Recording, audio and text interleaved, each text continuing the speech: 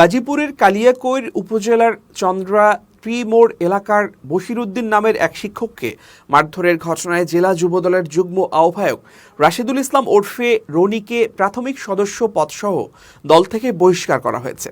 রোববার দিবাগত রাতে তাকে বহিষ্কার আদেশের চিঠি দিয়েছেন যুবদলের কেন্দ্রীয় নির্বাহী কমিটির সহ দপ্তর সম্পাদক মিনহাজুল ইসলাম ভূঁইয়া।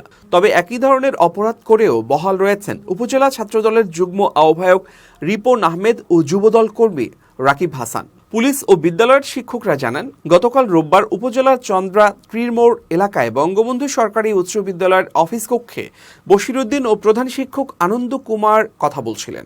এ সময় জেলা যুবদলের যুগ্ম আহ্বায়ক রাশেদুল ইসলাম রনির নেতৃত্বে উপজেলা যুবদলের যুগ্ম আহ্বায়ক রিপন আহমেদ, যুবদল কর্মী রাকিব হাসান ও তাজিদ মিয়া লাঠি সেটা নিয়ে বিদ্যালয়ের অফিস কক্ষে প্রবেশ করেন। পরে সহকারী শিক্ষক বশিরউদ্দিনকে জোরপূর্বক ধরে বিদ্যালয়ের প্রধান ফটকে নিয়ে এলোপাতাড়ি মারধর করা হয়।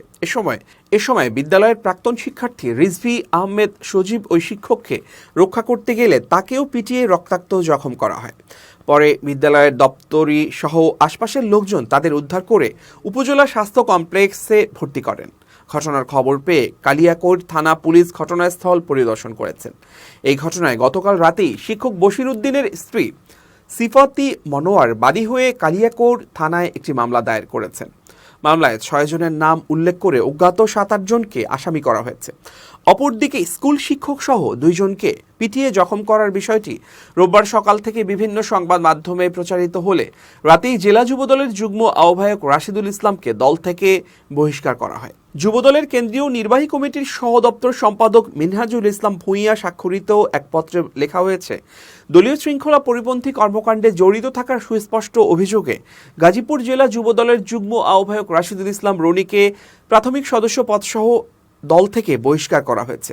বহিষ্কৃত নেতৃবৃন্দের কোনো ধরনের অপকর্মের দায়-দায়িত্ব দল নেবে না। যুবদলের সকল পর্যায়ের নেতাকর্মীদের তাদের সঙ্গে সাংগঠনিক সম্পর্ক না রাখার নির্দেশনা প্রদান করা হয়েছে।